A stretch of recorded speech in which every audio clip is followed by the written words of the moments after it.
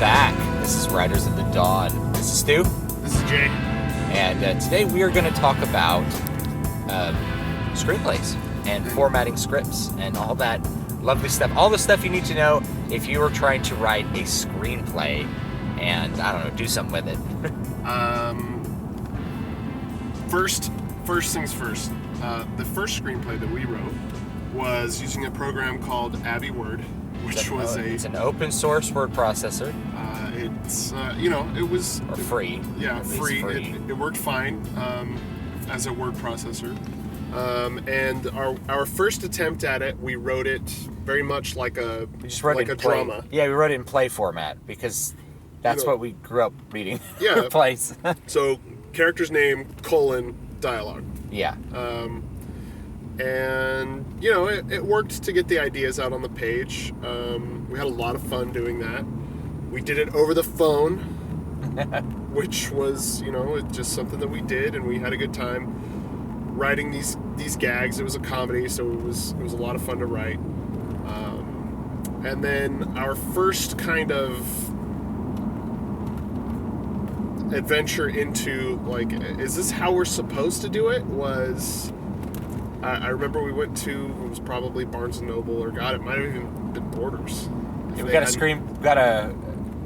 got the Sid Fields book? Sid Fields' book on screenwriting.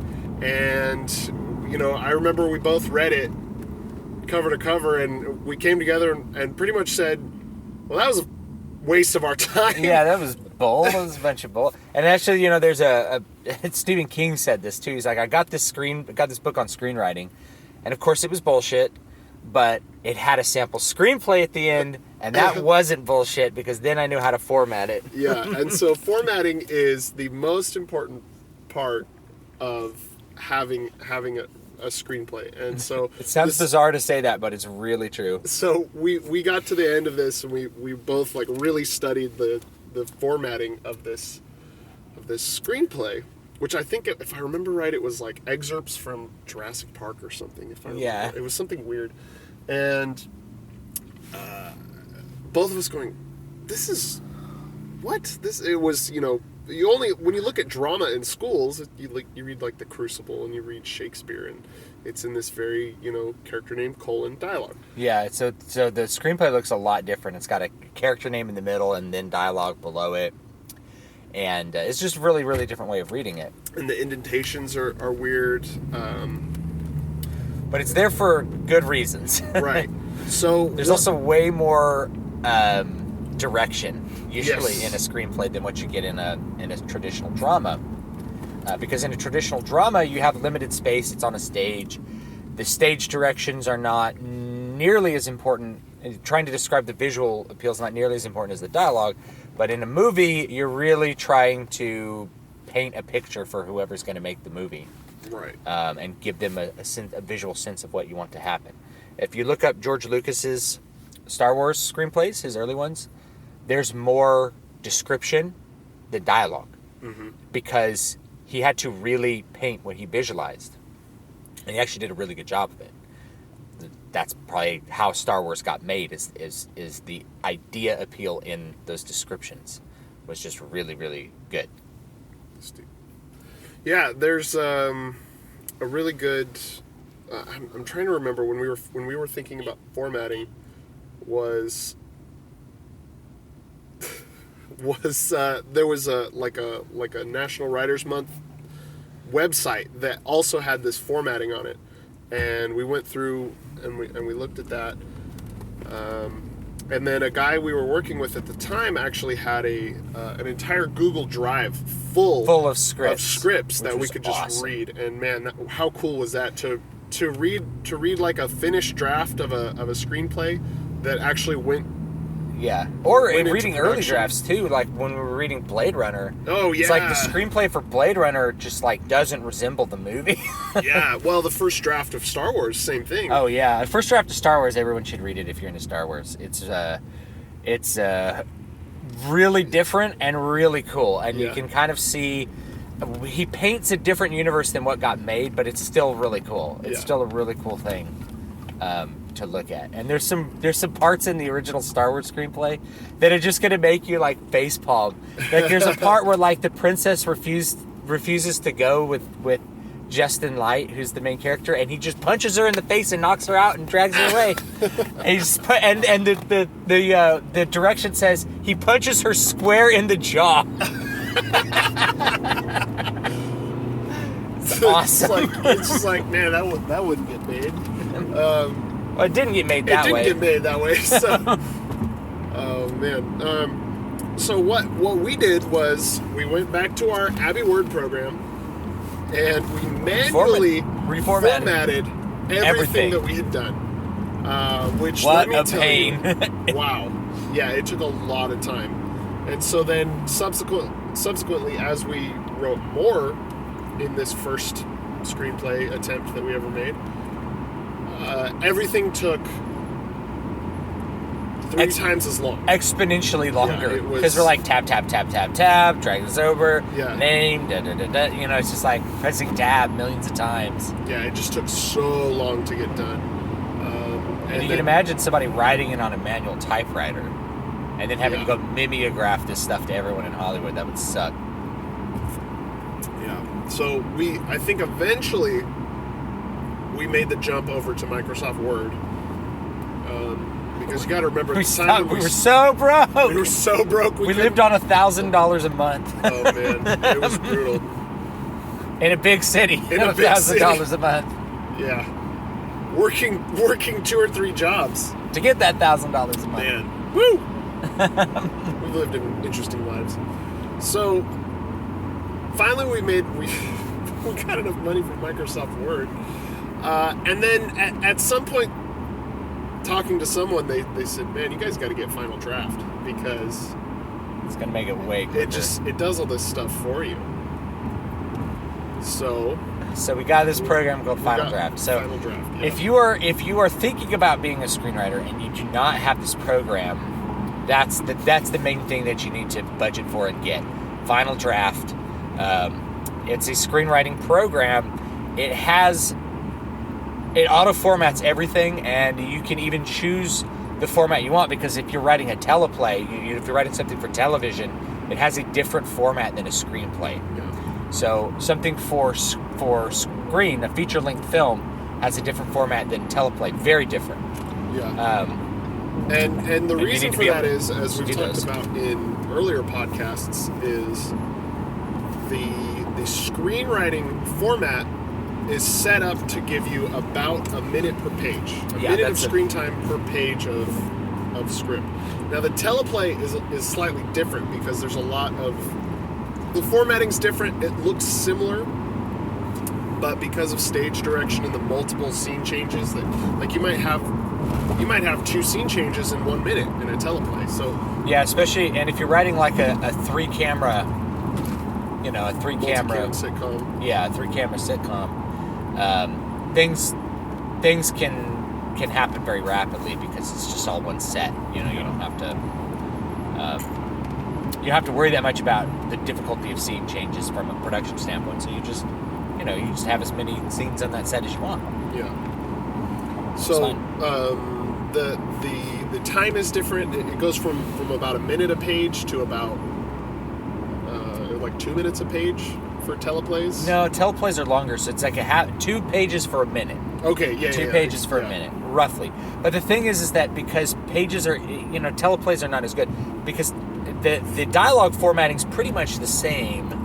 So if you're just looking at dialogue, it's still like a minute a page, but there's huge chunks taken up by this weirder scene direction format that just eats up a lot of your space, and and you're not labeling this. When you're writing a screenplay, all you do to mark a new scene is you say like interior, Paul's house, night, right?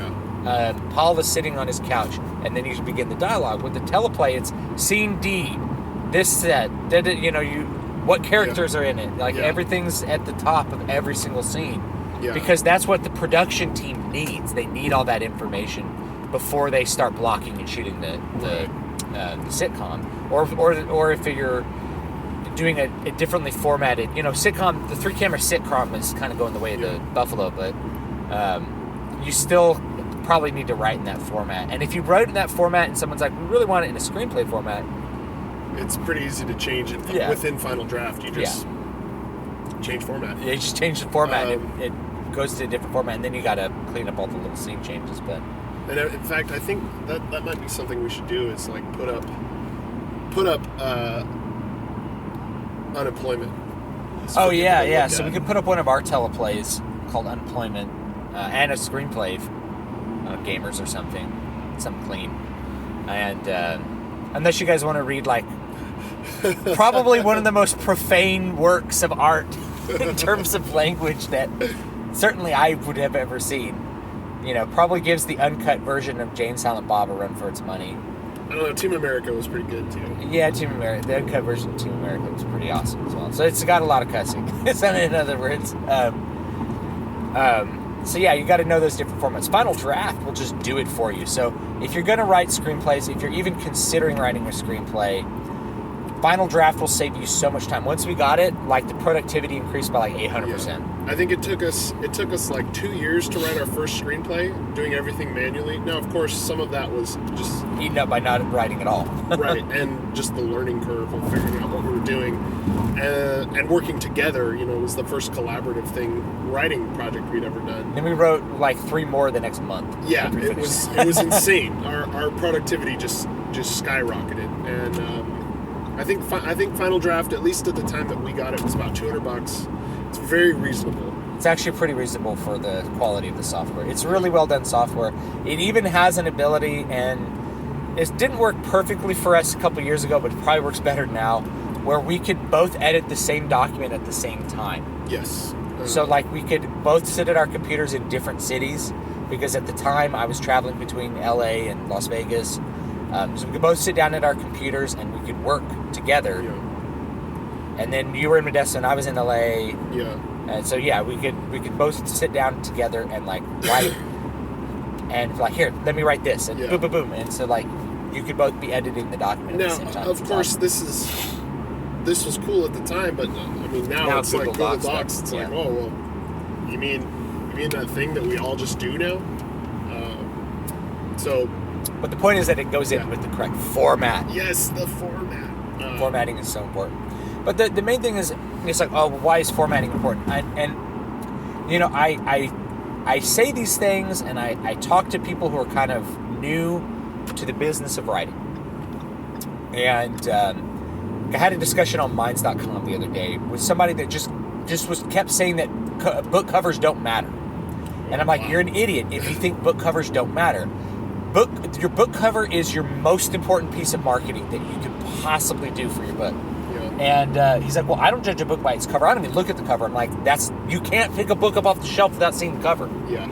Right? You can't click on it in Amazon without seeing the cover first, unless you're using an 800 baud modem and not loading any pictures or something. Yeah. I don't know. So, cover matters.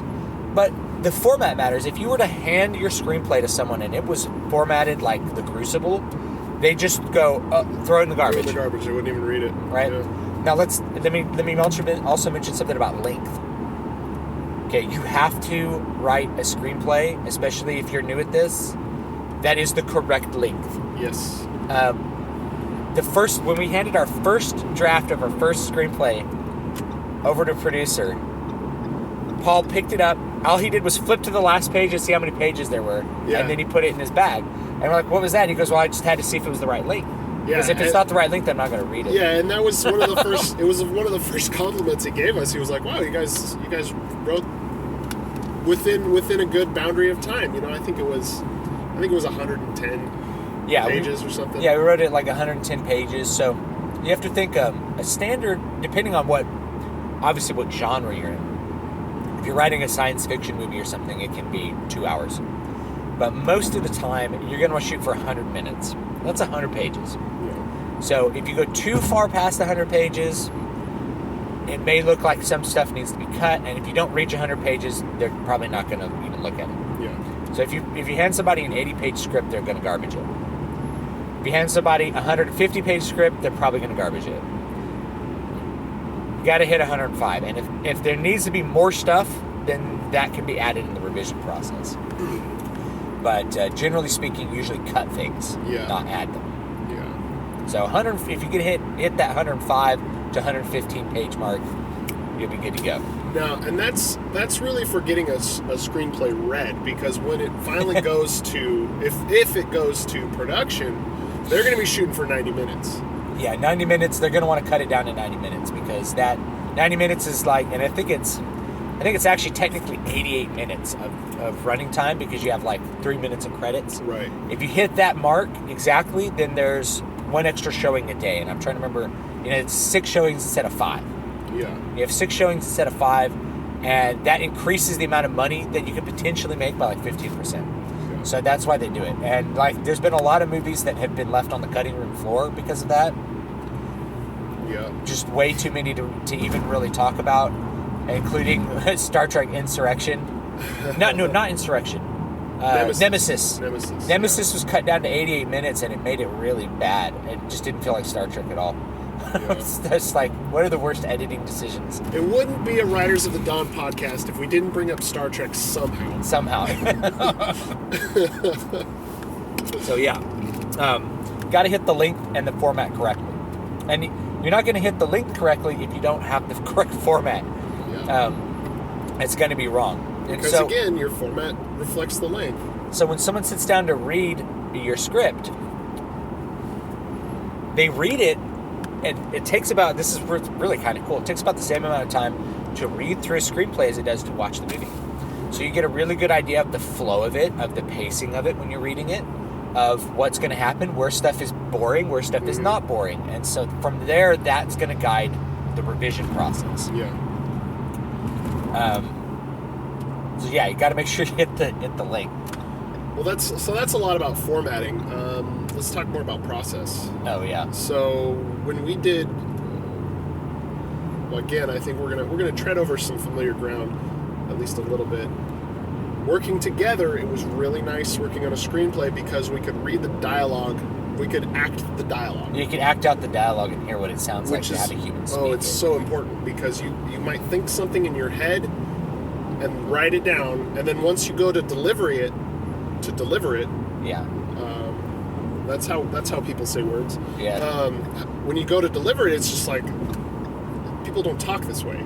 Yeah, which might be another just a side point too. You know, I have a dramatic background. Sometimes it's just a good idea to like practice reading things aloud to get a little practice acting so that you can convince yourself of your dialogue. And then if you're writing a book, it's probably a good idea too. Read it out loud and hear what it sounds like. And it's kind of hard if you're writing a character that's like Sean Bean and you're like I can't act like Sean Bean. I can't do like I can't do a British accent or something. But it helps to just hear it in your head like that and say it out loud and see if it works.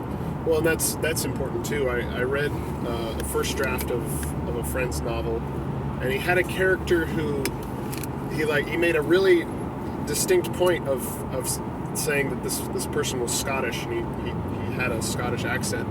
But whenever I read the character, I didn't think of him as having a Scottish accent because like there was nothing about him that made me feel like he was Scottish or he needed that. So that's something important. It's like, how important is that Scottish accent? Because he kept bringing it up, like trying to remind me that I needed to read this character with a Scottish accent. But it's easy to hate the English. They're just wakers. We, on the other hand, were colonized by wakers. So, yeah. Be sure like there's always a point to what you're doing. And you know, with the rise in popularity of audiobooks and having people read stories to you, you know, those audiobook narrators are making those things more important. But man, I feel like we got off topic here. Yeah, it's one of those things. Read it out loud to see how a human would speak it. Yeah.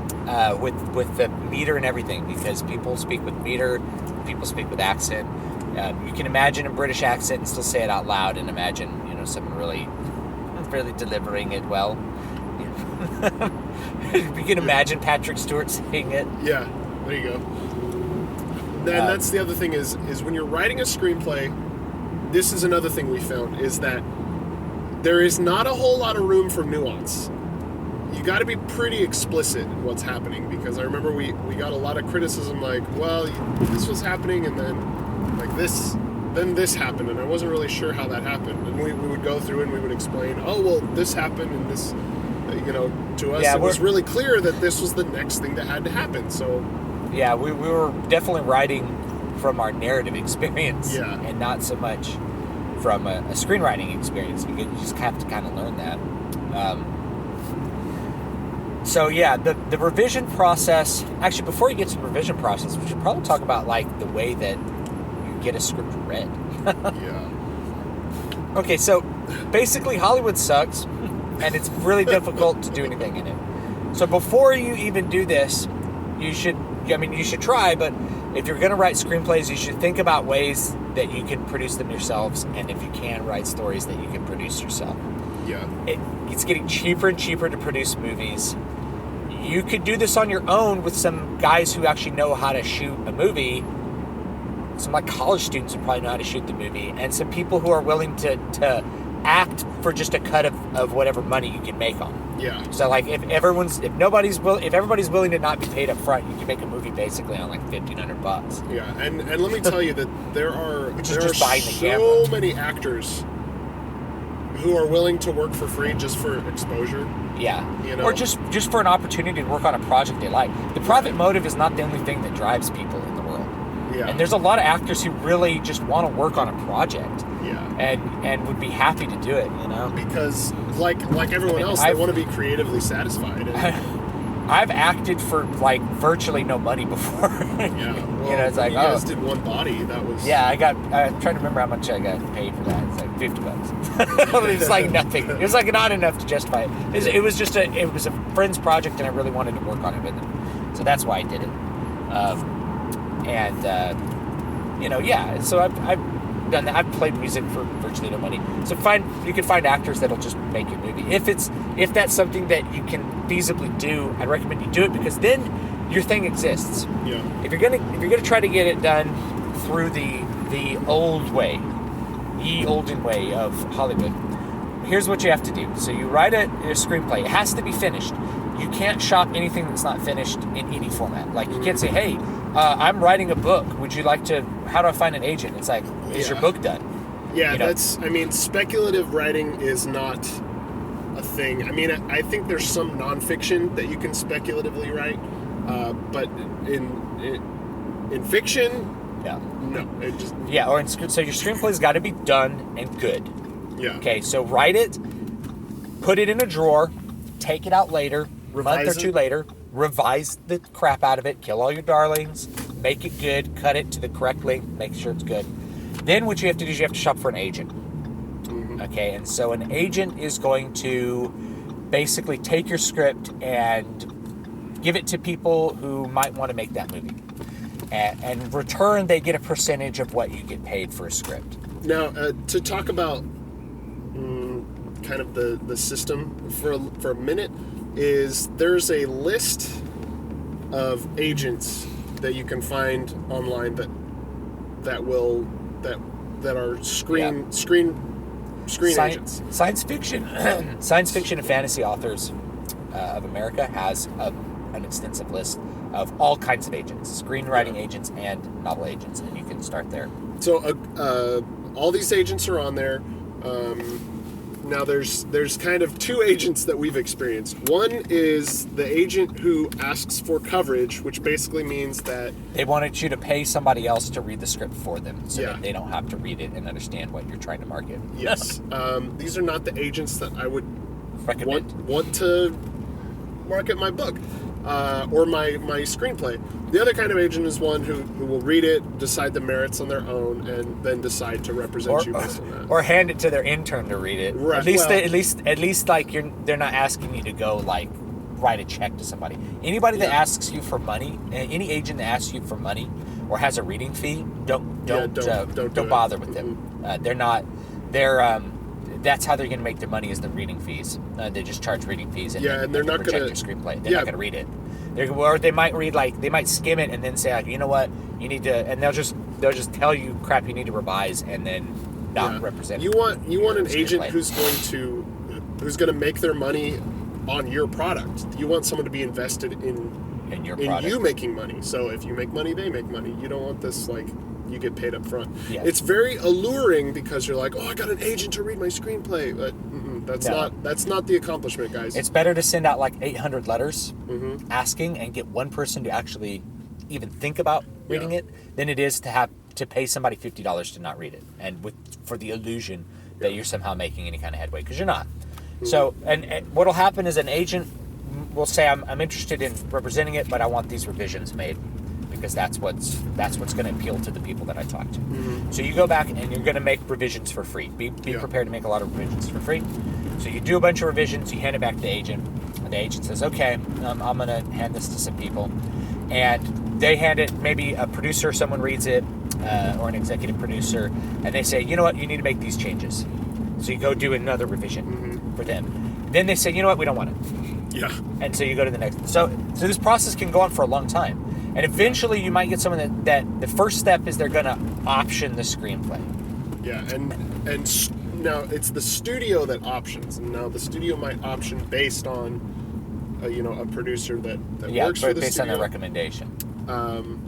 But what's happening there is the studio options it, and what happens then is you'll get a lump sum of money. It can be anywhere from $3,000 to $10,000. And what happens with your screenplay is it sits on a shelf, and they have a set amount of time, which I think is about a year, in order to. I think it's actually 2 years. It depends. You can option it for different amounts of time. So what that basically means is that they temporarily own the rights, and no one else can buy the rights. They're buying the rights to buy the rights. Yeah. So at the end of that time, they either have to buy the rights to the screenplay from you. Yeah. Or they have to pass on it and let you continue shopping it. So what's the advantage of optioning? Well, the advantage of optioning is you get some money. You get a little bit of money.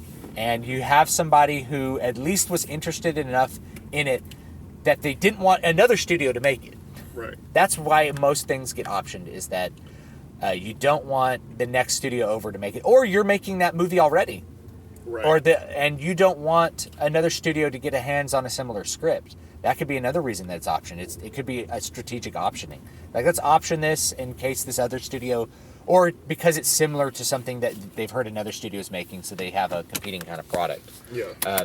And then, eventually you may get the thing bought for almost any sum of money. Yeah. Usually it's a couple of $10,000, $30,000 to $100,000, and that sounds like a lot. But if you do that once a year, you're living in poverty in LA. I'll just tell you that. Yeah. So $30,000 a year in LA, you're on the street basically. Bums make $30,000 a year. My rent when I was in LA was $2,200 a month. Okay. So that $3,000 you get for optioning the screenplay may seem like a lot, but it ain't nothing. You got to play the long game. Yeah.